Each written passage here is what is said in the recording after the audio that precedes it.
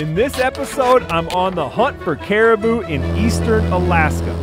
I'm hoping for a grand adventure and a beautiful bull. Joining me on my hunt is Jordan Budd. Jordan is the owner of Running Water Outfitters in northwest Nebraska, specializing in white-tailed deer and Merriam's turkeys. We had never hunted together and thought that an early season archery hunt for caribou would be the perfect way to get to know each other and test some gear.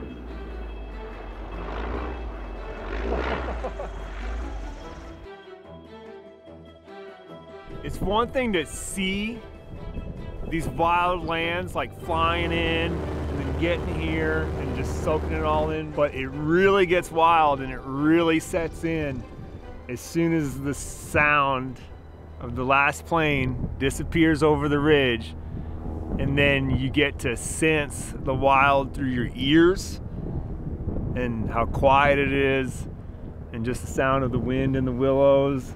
All of a sudden you get to feeling real small and like you're on an adventure. It's gonna be good.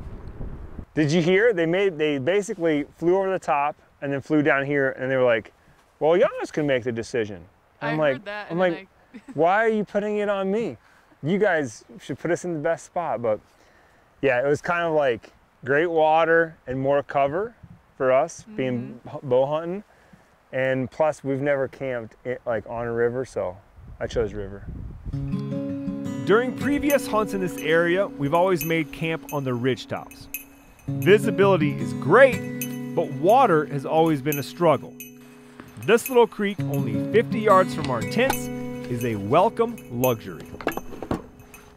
All right, my question is, they told us that it could just be coming through here. But tomorrow, we flew over them on the ridge behind us. How long are we gonna sit here in the morning and drink coffee and look at this river bottom until we decide to go for a walk? I think till like mid-morning, and then we should just walk out there and glass back to the ridge. Oh, that's a good idea. And then if we see something up there, then go. And then if not... But not go blindly. Don't go blindly. Okay. Even though you just flew over them today. And they're not supposed to move so much. I know, but not this time of year, according to the locals. We've pitched our tents in a pre-existing camp location. On one hand, it robs you of a "has anyone else ever been here" feeling. But on the other hand, you get the benefits of a pre-made meat pole, fire ring, table, and flat tent spots. And don't forget, camps that are used year after year are there for a reason. It's good hunting. All right, it's 11. Casual morning start for us. That was nice. We got our 8 hours of sleep, fresh, ready for a week of hunting. Getting everything organized. Yeah. Yeah, camp's looking pretty tidy. Haven't seen any caribou in the creek bottom behind us. Now, since Jordan and I are both very inexperienced caribou hunters, we've been hearing like mixed reports of like what they're doing. Very mixed. We talked to a biologist in Tok yesterday, and he's like, yeah, the caribou are running. And he was actually saying how there's a hunt that happens near the Stees Highway, where if the herd is near that highway, a lot of them get killed basically by people that can see them and then hunt them right off the road. But the herd's not there when season opens, a lot of them get away. And not many people are successful, and that's kind of what it seemed like what happened. Anyways, he was saying they were moving, but then when we flew yesterday, you didn't see anybody moving. No. Everybody was just chilling. Super spread out, yeah. Chilling. Little groups. Yeah, but it did seem like we flew for an hour, didn't see a single caribou, and then you saw 1, 2, and then in the next 10 minutes, 15 minutes of flying, we saw, I don't know, a couple hundred, maybe, 100? Yeah. Something like that. We didn't see that many. But... You didn't see that many? No. You guys took a different route than we did. Yeah, we had to take a different route. Anywho, there's the creek here behind us that they can definitely be moving up and down. And there's some high country behind camp, the other behind, above us. So what we're gonna do is just walk out into the creek so we can take a good look at all these hills and just glass it up a little bit and hopefully see something that makes us make a decision and go chase something. Or while we're down here in the creek, one will just walk by. Yeah, come up.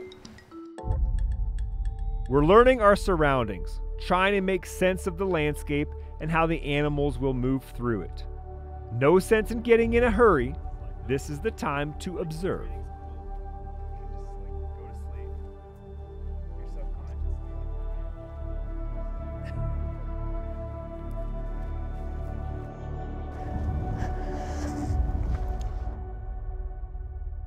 Yeah, it's kind of weird when you have, oh, son of a gun. Look at that. Right there. A caribou literally just came out of our camp down into this river bottom. It's a bull, but it's a very little bull. Yeah, I saw him run. Like, Yeah, he's gonna come out somewhere down here maybe. Jeez. I was just thinking to myself, like, do I really need to have my bow with me? But obviously, yeah, one could just pop out anytime, anywhere.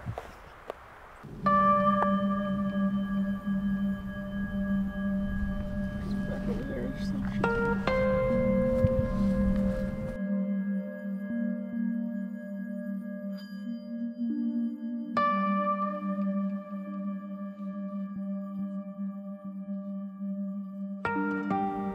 Could we have a little pre-rut activity? All right, so that's interesting. Yeah. Second bull in 10 minutes. And you didn't see him until he was down at the bottom, but he very well could have come down roughly the same place that young bull did. And he must have crossed that creek within 10 yards of where the other one did. Close, yeah. So that's interesting. We should definitely move down there. The other interesting thing is, it's cool that they're like curious and that they're just like hanging out watching us, because we get to watch them, and that's part, for me, that's a huge part of this hunt, is just being here to be able to watch these animals doing their thing. Okay, the landscape's gonna change as we walk. Let's remember to keep looking up and checking on him. After a morning of hanging in the creek bottom with little to no action nearby, we decide to make the trek to the top of the nearest ridge. We've been watching caribou cross it intermittently, plus we know that they like the ridge tops for the breeze that keeps the bugs at bay, and they also have a better advantage to watch out for predators.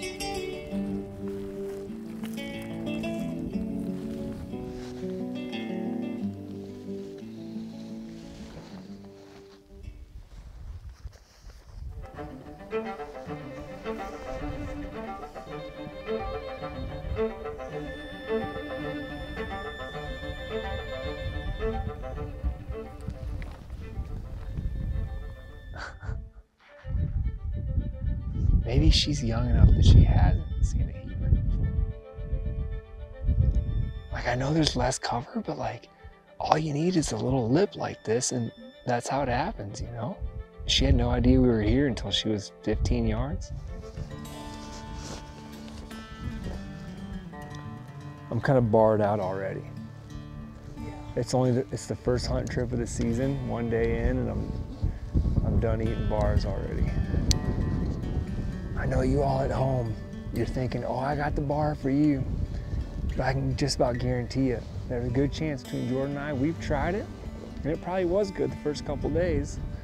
And then, like anything, it gets old after a while. You're probably thinking, it looks like they hiked up there mid-morning, left mid-afternoon, and aren't even staying for the golden hour. But we actually spent 6 hours up on that knob and hunted 4 hours prior to getting up there. It only seems like that because the days are extremely long. It's light at 4:30 a.m. and dark at 11 p.m. It's almost like the sun never sets. We feel like we found the nexus of caribou movement near our camp, so we start off the second day of hunting posted up on a bench that both overlooks the creek bottom but also puts us in closer range of the ridge. We need to hope that he slows down or something, because if he keeps moving like this, you're gonna have a hard time getting ahead of him.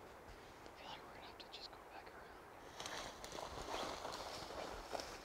But I mean, At that pace, you're never gonna get close to him.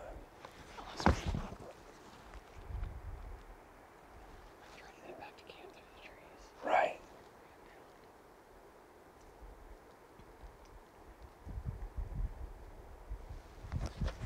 That's the problem with caribou. If they're on the move, they're very hard to get ahead of. Like with a rifle, it'd be no big deal. You just shoot him. But this dude's like cruising, even though he's stopping and putting his nose down every now and then. Like, I don't know, do you feel like it's even worth it to try? Like if he was feeding, or like if you bet it down, it'd be one thing, but the way he's moving now. He's kind of coming towards us now.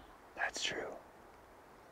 I mean, I guess you could just try paralleling him. That's kind of what I was thinking. Yeah. Do you want me to try to just shadow you, or just stay back here and meet you back here? Shadow me, I would say. Yeah. We had one caribou, looked like a good bull, went out into the river below us where we were glassing. And it's just so open, but also still very brushy. So we just kept an eye on him as he was going out through towards the river. We were going to try to parallel him. And my thought was hopefully parallel him and get a little bit in front of him and be able to cut him off once he got pretty close to camp. But he walked into the brush and I haven't been able to pick him up again. And I think I should be able to if he was going left. So he might have taken a right and gone back into the trees. But I don't know. We might move around a little bit and just try to find him again. Or go back and see what Yanni saw. See if he saw him go one way or the other. All right, we found another shooter. Nice representation of the old caribou species.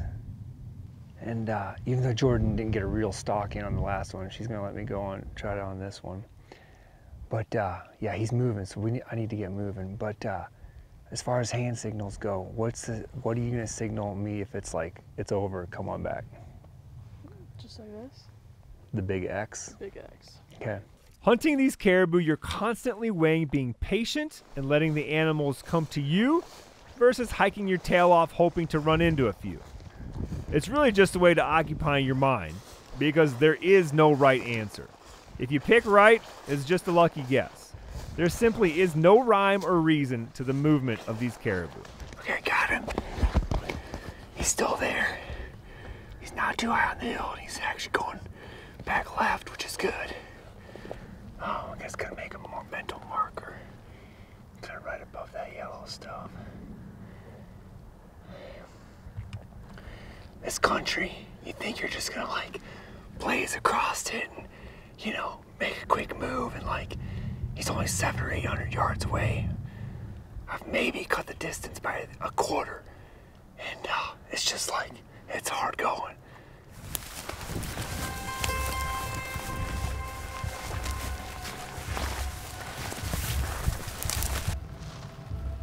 More than likely, he's crossed this creek and is in the timber behind us and kind of heading towards where we're camped. And then out to the river.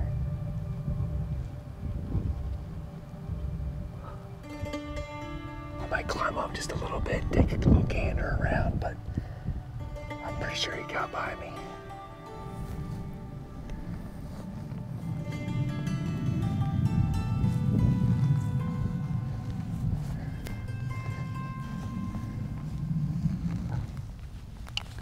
Well, felt good to have the release on the wrist and be thinking about knocking an arrow. I felt like I was within 100 yards of knocking an arrow.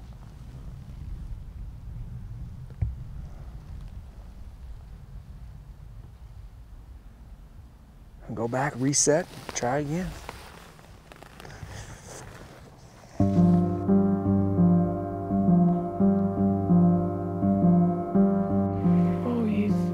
Split it from Yanni probably like 3-4 hours ago now. And we came down, we've been sitting in this row of like bushes, I guess. And we've seen some caribou come by. but we haven't seen any more Yanni walk like up to the top of the hill to a good spot. And when they were doing that, we saw a bull like go flying to the east. And that's pretty much the last caribou that I've seen, and that was a couple hours ago. So I'm gonna go back to camp, and camp is up on a bench, so it gives you a little more elevation of this river bottom. So we're gonna do that and hang out until the guys come back down and just keep a watch on everything. But the sun doesn't go down here till like 11 p.m. And so you gotta kind of pick your times of like trying to keep some kind of a sleep schedule and then still hunt hard. So I think we'll go do that. One of the cool things about an Alaskan backcountry camp is that you're always hunting, even if you're in the middle of dinner. No. When two bulls pop out into the river bottom, Jordan wastes no time.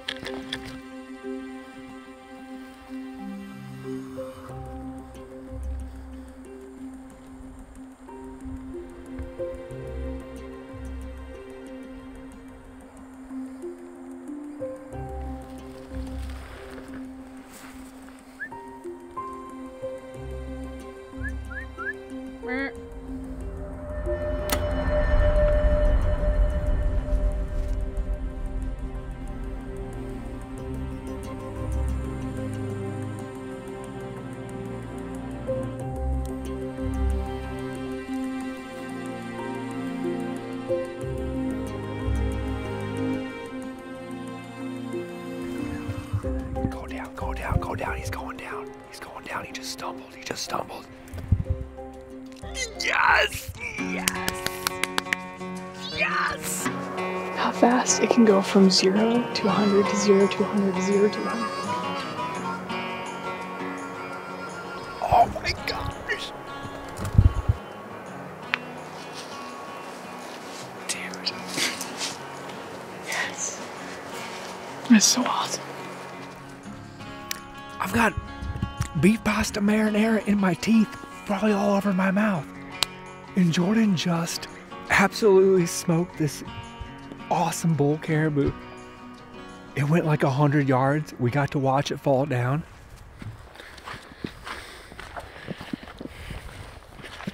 Just goes to show you, always be ready.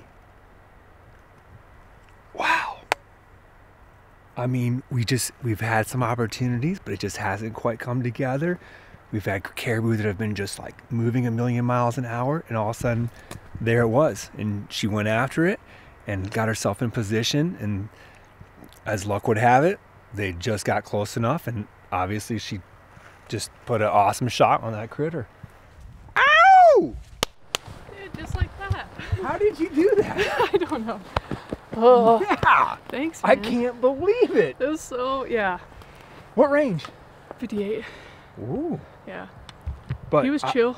Obviously you did. There's no wind. Yeah, I felt really good about it. Wow. Dude. Yes. He's a giant. He's a big bull. And he didn't go maybe 100 yards? Yeah. On a dead sprint, I could see foam coming out both Really? sides. Yeah. Dude, how cool is that? So cool. Having a little dinner, bull pops out. I'm pretty sure that that's the bull that we stalked earlier. Oh, really? Mm-hmm. Was he with a little guy too? Nope, but he just looks Exactly a lot the like same? him. What I saw. I want to hang out and party, but we need to, we're going to have to get to work now. Yeah. We know we can range back to here, and if we're past 300 from here, Too far. we've gone too far. Okay.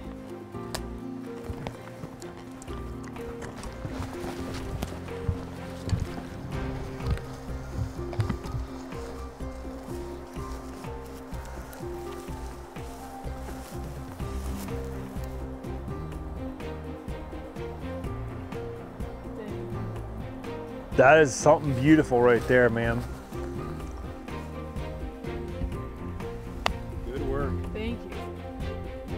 That summer coat is really something else. Just so sleek.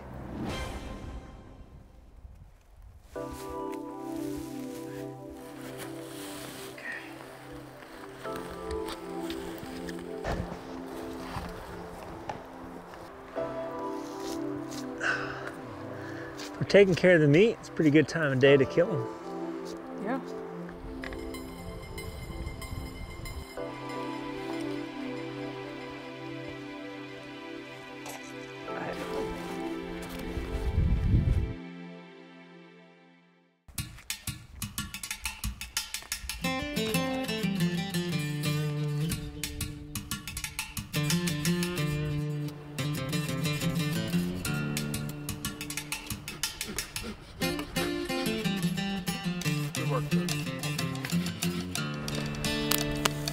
Oh yeah.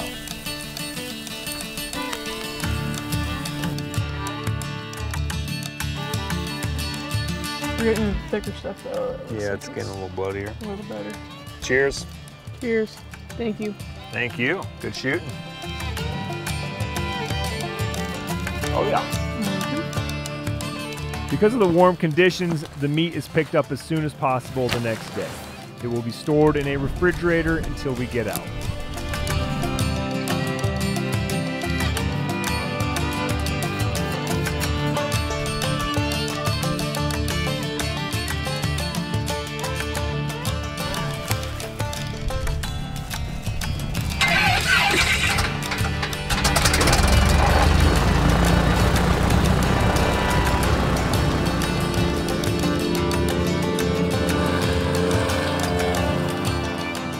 After Jordan killed her bull, the caribou faucet turned off.